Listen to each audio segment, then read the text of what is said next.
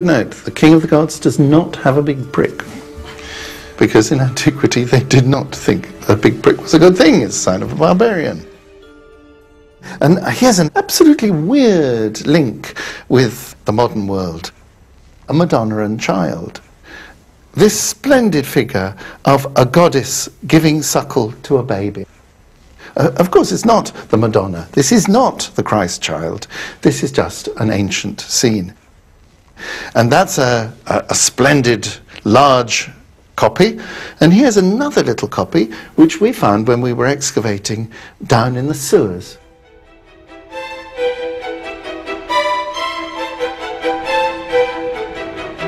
And here, at the sanctuary of the Madonna in Pompeii, we can see it's an image that's passed effortlessly from the ancient world to the modern.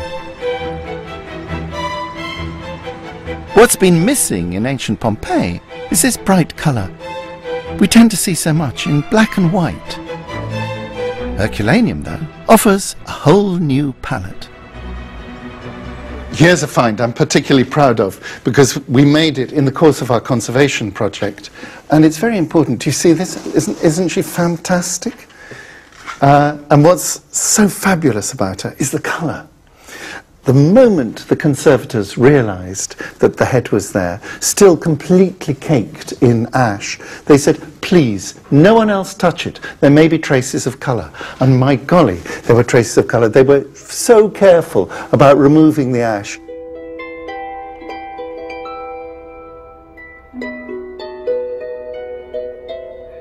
Look round the eye. Eyebrow, her eyelashes, and the iris and the pupil. It's extraordinary how a few touches of colour just bring this piece of marble to life. There's been a lot of talk about, did they really colour ancient statues? Because people think marble looks beautiful just as it is. And this shows you that just with a few delicate strokes can make all the difference between a dead white marble statue and this living image. And it wasn't just on marble that the colour survived. The contents of these containers are so delicate they're kept constantly alarmed and refrigerated. They contain the timber from the only surviving wooden roof from the Roman world, found here in Herculaneum. When they were unearthed, the paint still survived. Remnants of those bright colours still exist. You can see traces of the blue and turquoise pigment.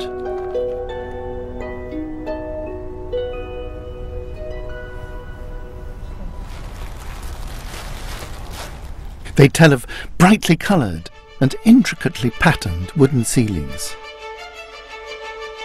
Chemical analysis has enabled us to reconstruct them in all their glory.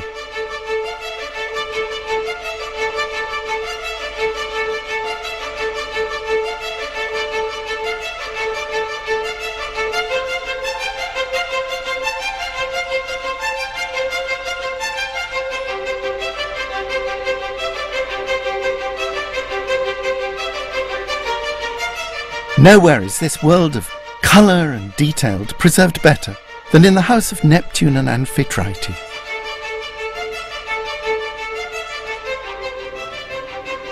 Sylvia and her team have spent 8 months conserving this mosaic. The ancient artists who made the piece and the modern restorers here share a painstaking attention to detail. As Sylvia brushed delicately away at the yellow pigment, she was astonished at what she found. The most important details were picked out with real gold. Yet we know this house was pretty modest by Herculaneum standards.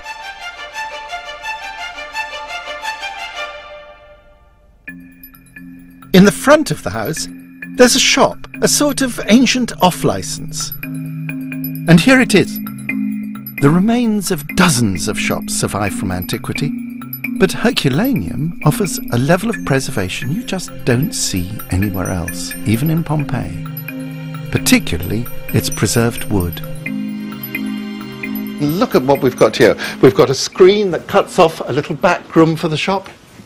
Up here, there's a little balcony with amphorae, wine containers stored up on it. And then round here, here's this wonderful thing, a sort of wine rack. So you can put your wine amphorae there, and you can probably tip them over and pour out a smaller container for sale to the customer. Not only that, but you've got an upper floor, a flat above the shop. Do you see over there, there's a rather nice decorated wall, and in the corner there's a bed. You can see its bronze leg.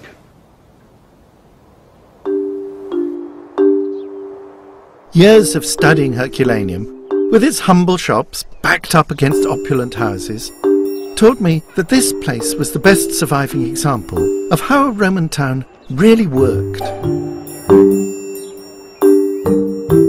A place not of black and white contrasts between rich and poor, but a complex tapestry where people of different wealth and backgrounds were woven into an intricate mix.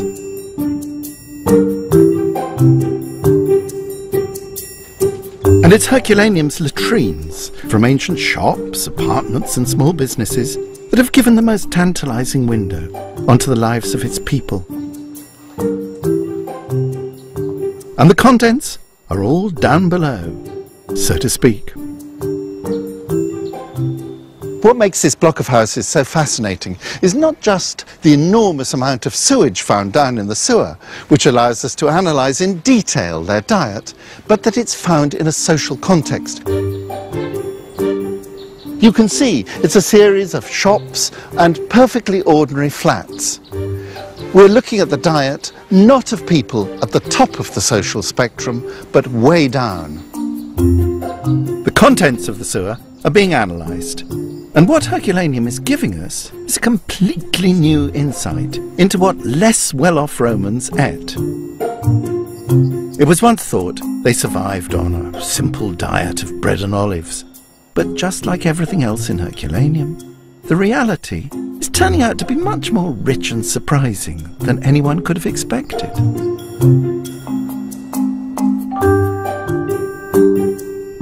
I've been working on the organic material from the Herculaneum sewer for almost 10 years. It involved right from the beginning. I was fortunate enough not to have to excavate it. It's pretty cool because it's exactly what people were eating. It's probably as close as you can get. There's just a huge range in terms of shellfish, fish, also fruits and vegetables. We've already found over 110 different food items in the sewer. Everything from bones to seeds to eggshells has been preserved. Some of it chucked down the drain into the sewer below. But no sewer would be complete without some of these. Here is a human coprolite, looking, I suppose, somewhat like a modern turd, a modern motion. And this is a broken section through one of the coprolites, and the darker brown material there are fish bones.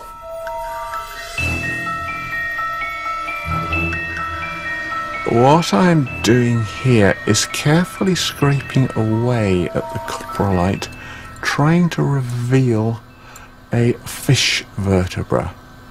See the bone there, and then the general mineralized material of the coprolite itself. We know the people who lived around the Bay of Naples loved their fish. They recorded the different species in this stunning mosaic.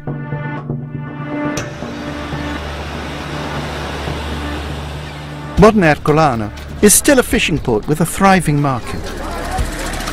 And I thought I'd see whether there's anything they ate before the eruption that's still popular today. Signora Lucia, che piacere. Fish merchant Signora Lucia has graciously offered to help. Grazie, grazie.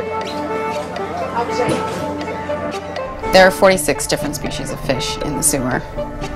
We found many different types of sea breams. Esempio, orata. Orate, eccole qua. Queste sono orate. Anchovies, sardines.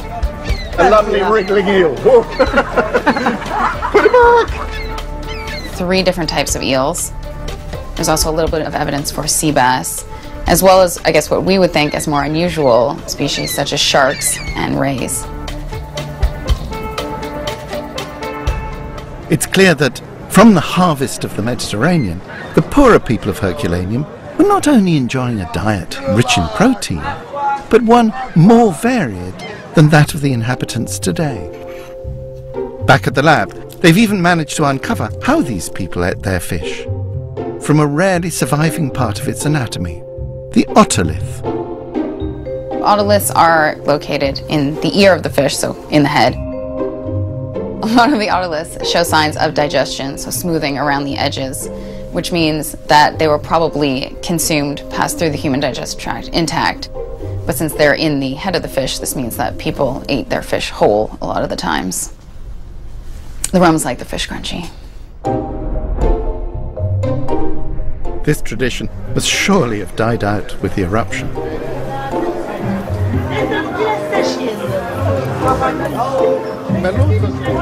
Ok? Anche la testa. Che schifo.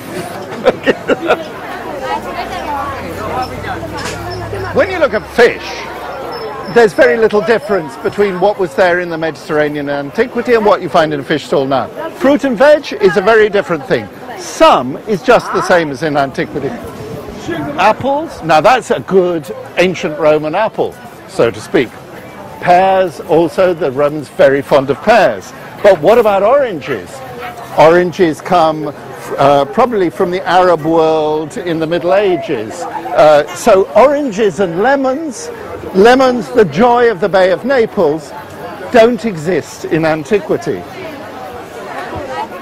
There's one fruit, however, that sustained its popularity in Herculano for nearly 2,000 years.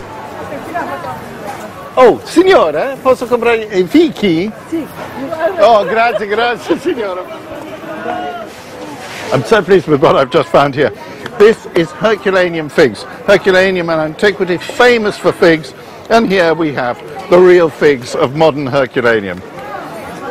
Beautifully cooked. Mangia tutto questo. Buoni, buoni, no, posso offrire. Sì. Thank you. Signora, posso offrire, no? Buoni, buoni. The food uncovered in the sewer can still be found in today's market in Herculano. It tells us about the surprising range of nutrition in this ancient town. And now our skeletons are providing even more evidence. A scientific method called collagen testing, which determines the origin of protein in the bones, is being used for the first time to tell us who ate what here. The traditional view is that only the rich could afford meat and fish in the ancient world. So we might expect a small minority of our skeletons who've enjoyed this diet, while the rest ate only vegetable matter. Rather than this division, what Luca found was more surprising. In Herculaneum, we have found a uniform distribution through all the possible kind of diets, from vegetarians to meat. Here we have one adult male. Here we have a young lady, should be around 20 years old. She was almost vegetarian. She ate almost no meat, while this adult male ate, we can estimate, close to 60% of his protein intake from seafood. So does that mean we've got really two different groups of the population, the lucky ones who are having plenty of fish and the unlucky ones who just have a vegetarian diet? No. He could have been the cook of the master. And maybe, look, he was the person who bought the food in the market. So we don't know. And maybe she was the daughter of the master, and for some religious or any other kind of things, she preferred not to eat meat. So it's difficult. They were very complex. It wasn't a complex society. Back in the lab, it's not just the food that Erica and Mark have uncovered, but even the way it was prepared. Until recently, some assumed poor people didn't prepare their own food at home here.